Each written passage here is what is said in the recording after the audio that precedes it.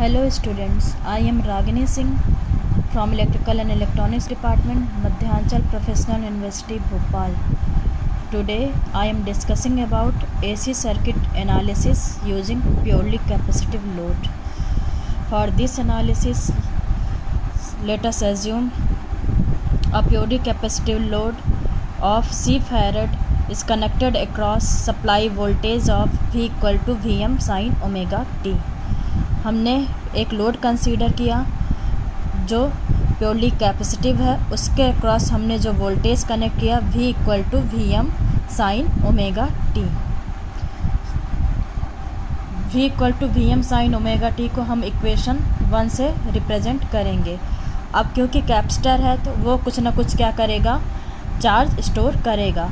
तो जो कैपेसिटर लगा हुआ है तो उसके कारण कुछ ना कुछ चार्ज स्टोर होता है। तो जो चार्ज स्टोर बाय कैपेसिटर होता है उसे Q इक्वल टू CV से रिप्रेजेंट करते हैं। अब हमें इसमें फाइंड आउट करना है इसमें इस सर्किट में फ्लो होने वाली करंट को। तो करंट क्या होता है, करंट होता I equal to dQ by dt, rate of flow of charge.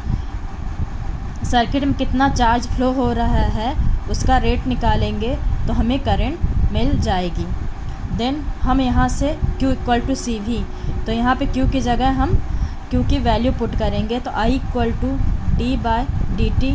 Q की वैल्यू क्या है आपकी CV, तो हमने यहाँ पे क्या लिख दिया CV। C कांस्टेंट है, इसे बाहर लेके जाएंगे। Then I equal to C बाहर आ गया, C d by dt into V आपका क्या है फर्स्ट इक्वेशन में V equal to Vm sine omega t. हम यहाँ पे क्या करेंगे, V की वैल्यू को पुट करेंगे। देन आपका करंट आएगा I equal to C d by d t. V की जगह पे हमने क्या पुट किया, Vm sine omega t. Then further यहाँ पे Vm भी कांस्टेंट है, Vm भी बाहर आ जाएगा। तो I equal to C Vm d by d t into sine omega t. अब हम साइन ओमेगा टी का क्या करेंगे, डिफरेंशिएशन करेंगे।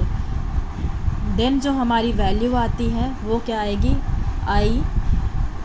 I equal to C Vm sine omega t का डिफरेंशिएशन आ गया आपका omega into cos omega t. Then हम ओमेगा कांस्टेंट हम इसे इस साइड और लेके आए तो I इक्वल टू क्या हो गया आपकी equation, I equal to omega C Vm cos omega t. क्योंकि हमारी जो वोल्टेज है वो साइन के फॉर्म में है तो हम करंट को भी क्या करेंगे, साइन के फॉर्म में लिखेंगे।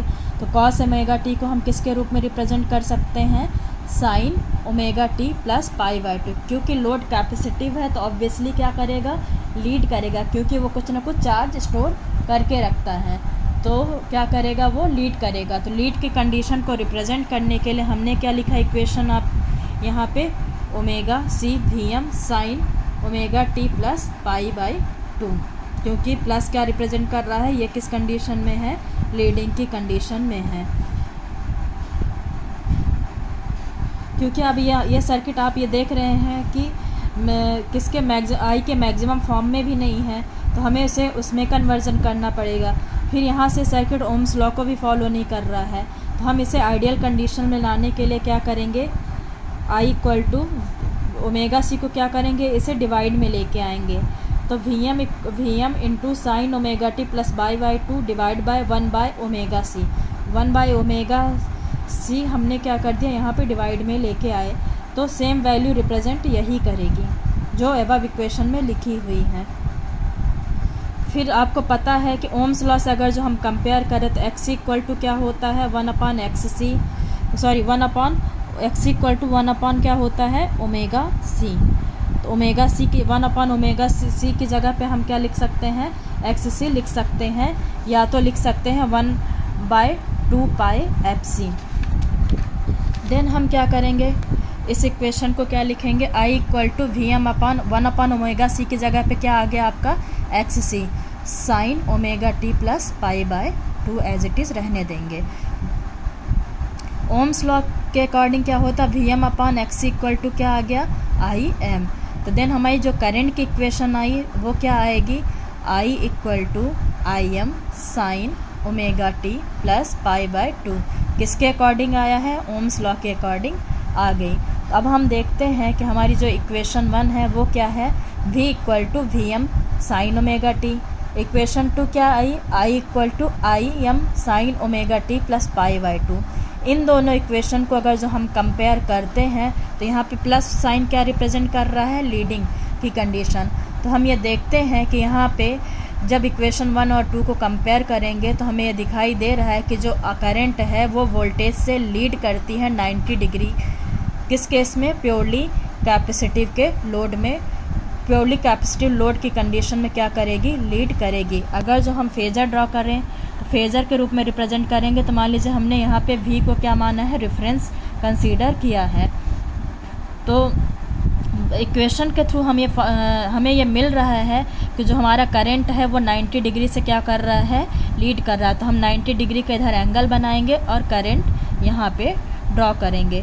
तो ये फेजर रिप्रेजेंट कर रहा है कि जो हमारा करंट है वो वोल्टेज से 90 डिग्री से क्या कर रहा है, लीड कर रहा है।